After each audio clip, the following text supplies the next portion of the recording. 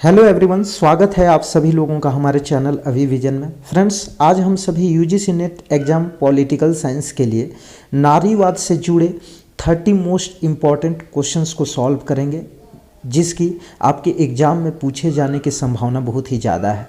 तो आइए वीडियो को स्टार्ट करते हैं।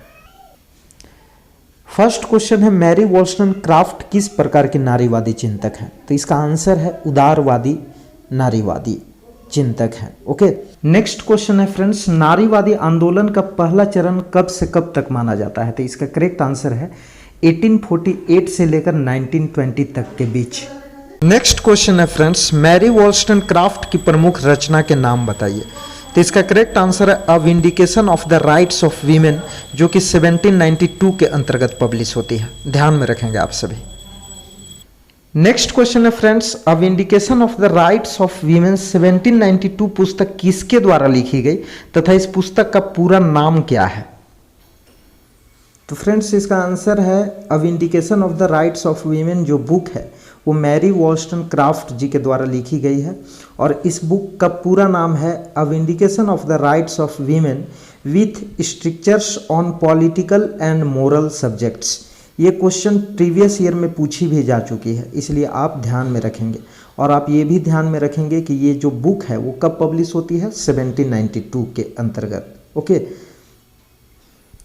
नेक्स्ट क्वेश्चन है, the origin of the family, private property and the state पुस्तक किसके द्वारा लिखी गई है? तो फ्रेंड्स, इसका करेक्ट आंसर है फ्रेडरिक एंगल्स। फ्रेडरिक एंगल्स जी के द्वारा ये बुक लिखी गई है, the origin of the family, private property and the state.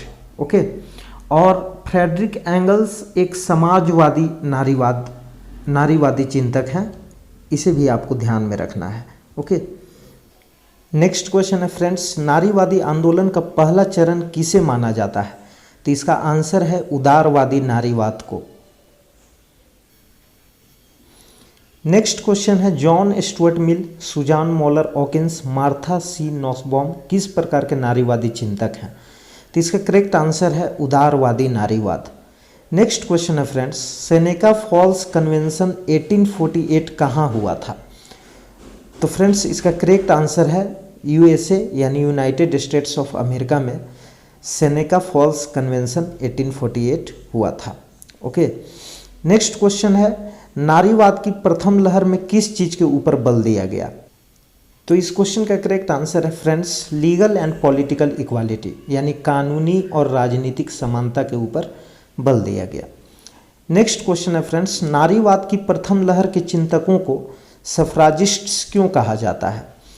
तो फ्रेंड्स, इसका कारण ये है क्योंकि जो नारीवाद का प्रथम लहर था उसमें जो फेमिनिस्ट्स थे, ओके, उन्होंने राइट टू वोट के ऊपर फोकस किया था, यानी सफराज के ऊपर फोकस किया था। इसीलिए नारीवाद की प्रथम लहर के चिंतकों को सफराजिस्ट्स कहकर पुकारा जाता है। ध्यान में रखेंगे आप सभी, बहुत इंपॉर्टेंट क्वेश्चन है। ओके, यहाँ पर सफराज का मतलब राइट टू वोट से ही है। ओके, तो इसे भी आप ध्यान में रखेंगे। सफराज को लेकर आप कंफ्यूज नहीं करेंगे। सफराज का मतलब ही होता है राइट टू वोट। उन्होंने राइट टू वोट के ऊपर फोकस किया था, इसलिए उन्हें सफराजिस्ट्स कहकर पुकारा जाता था। नेक्स्ट क्वेश्चन है कि नारीवाद की प्रथम लहर किन दो देशों तक सीमित रही? तो आपको याद रखना है कि नारीवाद की जो प्रथम लहर थी वो दो देशों यूएसए यानी यूनाइटेड स्टेट्स ऑफ अमेरिका और यूके यूनाइटेड किंगडम तक सीमित रही थी। ओके, याद रखेंगे आप इसे। नेक्स्ट क्वेश्चन है, नेशनल वीमेन सफराज एसोसिएशन अमेरिका में कब स्थापित किया गया था तथा क्यों स्थापित किया गया था? तो फ्रेंड्स, ये अमेरिका में ये जो एसोसिएशन है वो 1869 के में स्थापित किया गया था, इस्टेब्लिश्ड किया गया था। और ये इसलिए किया गया था ताकि ये जो मूवमेंट चलाया जा रहा था राइट टू वोट को लेकर फर्स्ट वेव फेमिनिस्ट्स के द्वारा, इसको पूरा किया जा सके। ठीक है, इस पर इम्फेसिस किया जा सके, इसलिए इस एसोसिएशन को इस्टेब्लिश किया गया था। नेक्स्ट क्वेश्चन है फ्रेंड्स कि कौन सा वह चिंतक थे जिन्होंने सबसे पहले ब्रिटेन के हाउस ऑफ कॉमन्स में 1867 में यह प्रस्ताव रखा कि महिलाओं को राइट टू वोट दिया जाना चाहिए? तो इसका करेक्ट आंसर है जेएस मिल यानी John Stuart Mill. Okay, next question है friends, women's social and political union कब और कहाँ और क्यों स्थापित किया गया था? तो फ्रेंड्स आपको याद रखना है कि women's social and political union United Kingdom में स्थापित किया गया था। और कब किया गया था? 1903 में।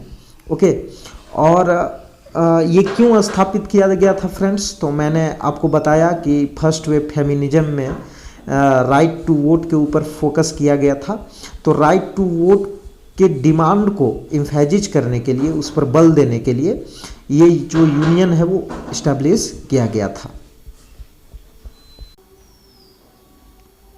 नेक्स्ट क्वेश्चन है फ्रेंड्स कि सबसे पहले किस देश में और कब महिलाओं को राइट टू वोट दिया गया? तो फ्रेंड्स इसका करेक्ट आंसर होगा सबसे पहले न्यूजीलैंड में महिलाओं को राइट टू वोट दिया गया था। और कब दिया गया था? 1893 में। ओके, तो याद रखेंगे आप। नेक्स्ट क्वेश्चन है, यूनाइटेड किंगडम ने राइट टू वोट महिलाओं को कब दिया? तो इसका करेक्ट आंसर है 1918 में। नेक्स्ट क्वेश्चन है, यूएसए में महिलाओं को राइट टू वोट कब दिया गया था? तो इसे आप याद रखेंगे 1920 में यूएसए में महिलाओं को राइट टू वोट दिया गया था। ओके, नेक्स्ट क्वेश्चन है फ्रेंड्स, समतावादी नारीवादी चिंतक किसे कहा जाता है? तो आप याद रखेंगे फर्स्ट वेव फेमिनिस्ट्स यानी नारीवाद की जो प्रथम लहर के जो चिंतक लोग हैं उन्हें समतावादी नारीवादी चिंतक कहा जाता है। इसका कारण ये है फ्रेंड्स क्योंकि उन्होंने इक्वालिटी पर फोकस किया था। जो सोसाइटी में डिस्क्रिमिनेशन हो रहे थे उसको मिटाने के लिए उन्होंने पॉलिटिकल एंड लीगल इक्वालिटी पर बल दिया। इसीलिए उन्हें इगैलिटेरियन फेमिनिस्ट्स कहकर भी पुकारा जाता है। तो ध्यान में रखेंगे इसे। नेक्स्ट क्वेश्चन है फ्रेंड्स, द फेमिनिन मिस्टिक 1963 और द सेकेंड स्टेज 1981 पुस्तक किसके द्वारा लिखी गई है? तो इसका करेक्ट आंसर है बेटी फ्रीडमैन। बेटी फ्रीडमैन के द्वारा ये जो बुक है वो लिखी गई है। आप ध्यान में रखेंगे, बहुत ही फेमस बुक है। नेक्स्ट क्वेश्चन है, महिला मुक्ति के जन्मदाता किन्हें माना जाता है? तो इसका करेक्ट आंसर है बेटी फ्रीडमैन को ही महिला मुक्ति का जन्मदाता माना जाता है।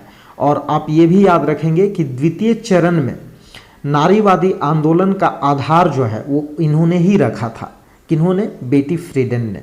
ओके, आप ये भी याद रखेंगे फ्रेंड्स कि जो बेटी फ्रीडमैन है वो एक रेडिकल फेमिनिस्ट्स हैं यानी कि उग्रवादी नारीवादी विचारक हैं। नेक्स्ट क्वेश्चन है, किसने कहा है कि नारीवादी राजनीति दिन प्रतिदिन की राजनीति है? तो इसका करेक्ट आंसर है कैट मिलेट। कैट मिलेट ने कहा है कि जो नारीवादी राजनीति है वो दिन प्रतिदिन की राजनीति है। नेक्स्ट क्वेश्चन है, द सेक्सुअल पॉलिटिक्स 1969 किसकी प्रसिद्ध रचना है? तो ये जो रचना है वो कैट मिलेट जी की ही है। ओके, तो इनकी प्रसिद्ध रचना है, याद रखेंगे आप सभी। नेक्स्ट क्वेश्चन है, महिलाएं पैदा नहीं होती बल्कि बनाई जाती है, यह प्रसिद्ध कथन किसका है? प्रीवियस ईयर में भी ये क्वेश्चन पूछा जा चुका है, तो ये बहुत ही इंपॉर्टेंट हो जाता है आपके एग्जाम के पर्सपेक्टिव से। तो इसका करेक्ट आंसर है साइमन डी बीवियोर। साइमन डी बीवियोर का यह स्टेटमेंट है कि महिलाएं पैदा नहीं होती बल्कि बनाई जाती है, व्यक्तिगत ही राजनीतिक है यानी पर्सनल इज पॉलिटिकल। यह फेमस स्टेटमेंट किसका है? तो ये जो स्टेटमेंट है वो भी साइमन डी बीवियोर जी के द्वारा दिया गया है। नेक्स्ट क्वेश्चन है friends, the second sex the end the personal is political, ये जो दोनों बुक है वो किसकी रचना है? तो साइमन डी बीवियोर का ही रचना है। इनकी प्रसिद्ध रचना है the second sex and the personal is political. Date को भी आप ध्यान में रख सकते हैं। नेक्स्ट क्वेश्चन है, देखभाल की नैतिकता यानी एथिक्स ऑफ केयर का विचार किसने प्रस्तुत किया था? तो इसका करेक्ट आंसर है फ्रेंड्स कैरोल गिल्गिन। कैरोल गिल्गिन ने देखभाल की नैतिकता का विचार प्रस्तुत किया था। और आप ये भी याद रखेंगे कि जॉन रॉल्स जो कि एक उदारवादी विचारक हैं, उन्होंने न्याय की नैतिकता का विचार प्रस्तुत किया था।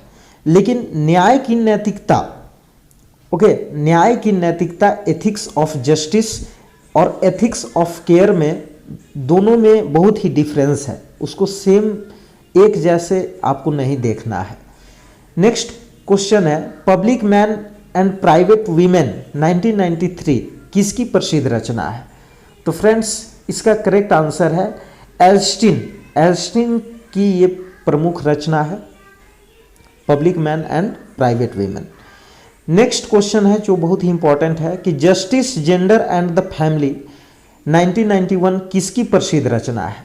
तो फ्रेंड्स ये जो प्रसिद्ध रचना है वो सुजान मोलर हॉकिंस जी की प्रसिद्ध रचना है और ये एक उदारवादी नारीवादी चिंतक है।